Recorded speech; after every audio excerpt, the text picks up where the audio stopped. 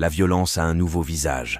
Madame Akuele Joël Emmanuel, conseillère municipale chargée de la torture. Non seulement qu'elle vous prive de votre dû, en plus elle vous fait bastonner par la police privée du Congo-Brazzaville. Sa dernière victime en date, Odé Claricia. Restez connectés, je vais vous raconter leur histoire.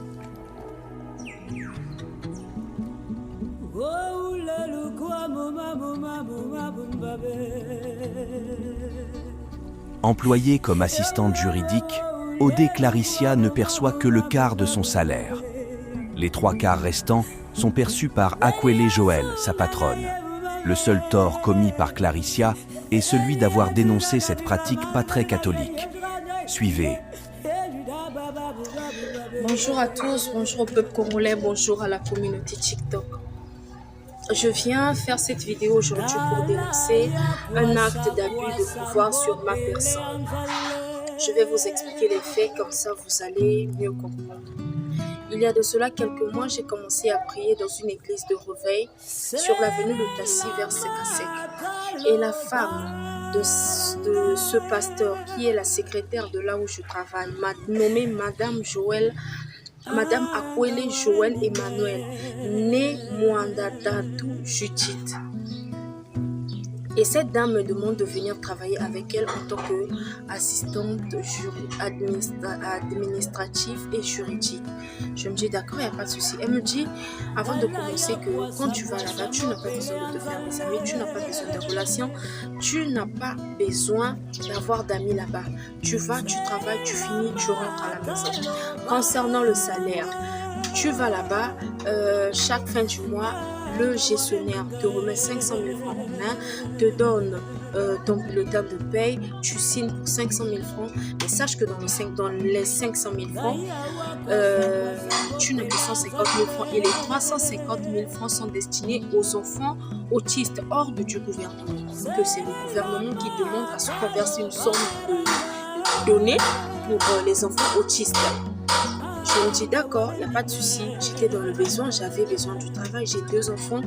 Je suis mère célibataire, j'ai 2 enfants.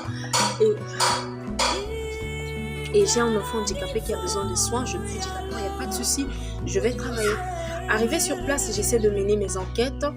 Poser, il faut préciser que là-bas, il y a plusieurs cabinets. Et dans ces cabinets-là, ça ne se passe pas comme ça. J'ai essayé de questionner quelques membres des autres cabinets et ils m'ont dit que non, ça ne se passe pas comme ça. Ça n'a jamais été comme ça. C'est le gouvernement lui-même qui prend soin des enfants autistes. Je me dis d'accord. Et arrivé sur le terrain, je me mets à travailler. Et jusqu'au vendredi 29. Le vendredi 29 arrive l'heure de la paye. On me remet en main 500 000 francs. Je signe sur mon bulletin de paye, je signe 500 000 francs. Et le secrétaire me remet 500 000 francs. Et il s'en va. Le gestionnaire, excusez-moi, s'en va. Arrivé le moment de donner la somme demandée à cette dame. Je prends les 350 000 francs, je remets à la particulière. Mais avant de remettre, j'appelle Madame Akuele Joël Emmanuel pour lui demander à qui j'allais remettre.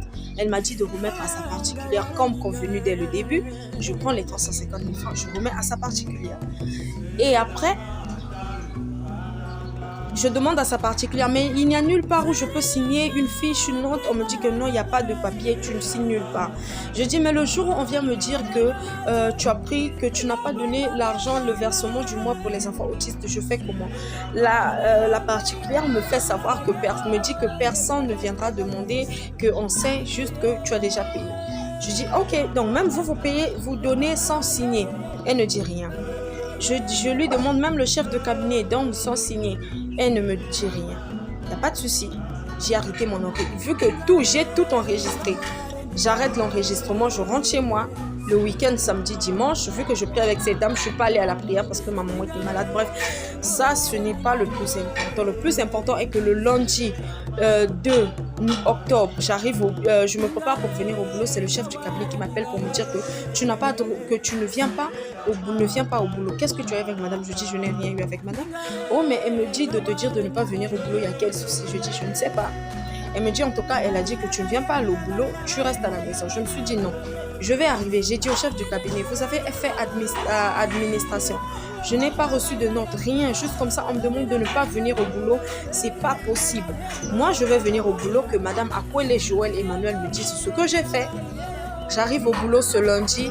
Elle envoie d'abord, je ne me suis même pas bien installée d'abord. Elle envoie d'abord un garde me dire de sortir de l'établissement. Et je lui dis non, je ne vais pas aller. J'attends madame ici qu'elle me dise au moins ce que j'ai fait. Parce qu'avant même les avertissements là, il faut avoir fait quelque chose. Moi, je n'ai rien fait. Pourquoi on me limoge sans raison? Et après, même pas 10 minutes, c'est madame qui arrive. Le garde s'en va et même pas 10 minutes, c'est madame qui arrive.